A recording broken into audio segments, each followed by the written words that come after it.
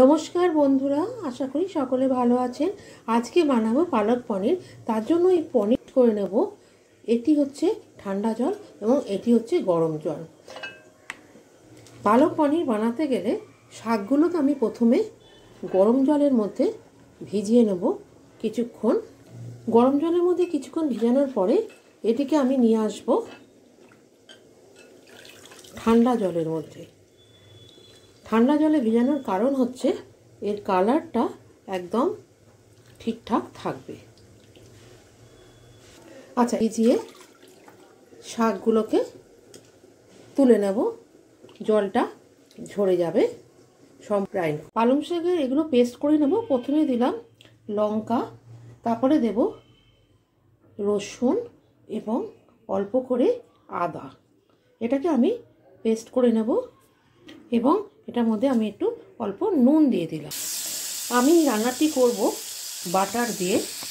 এখানে একটা ছোট্ট টিপস আছে, বাটার যাতে পুড়ে না যায় সেই জন্য বাটারের সাথে সবসময় 1 চামচ সাদা তেল দিতে হয়, তাহলে বাটারটা লাল হয়ে পুড়ে যায় না।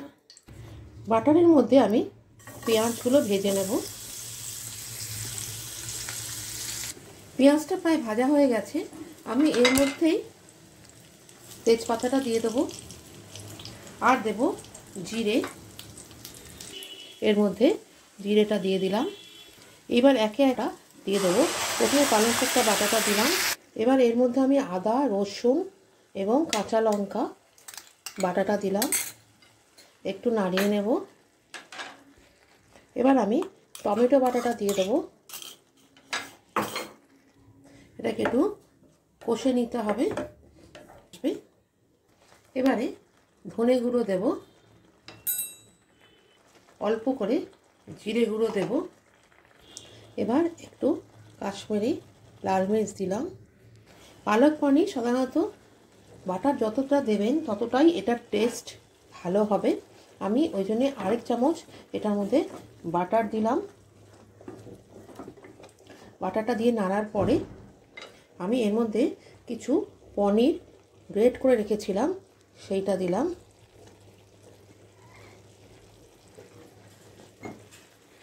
এবং এর মধ্যে আমুল ক্রিম সেটা দিয়ে মিশিয়ে নিলাম।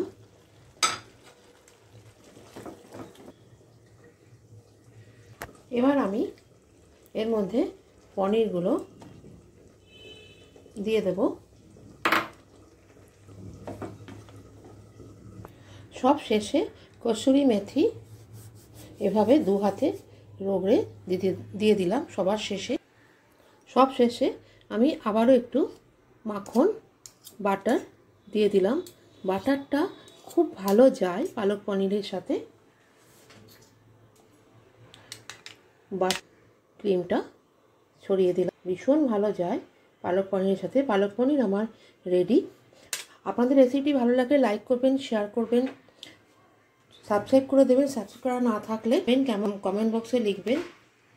ভালো থাকবেন, সুস্থ থাকবেন এবং এটি রুটি পরোটার সাথে ভীষণ ভালো যায়। নমস্কার।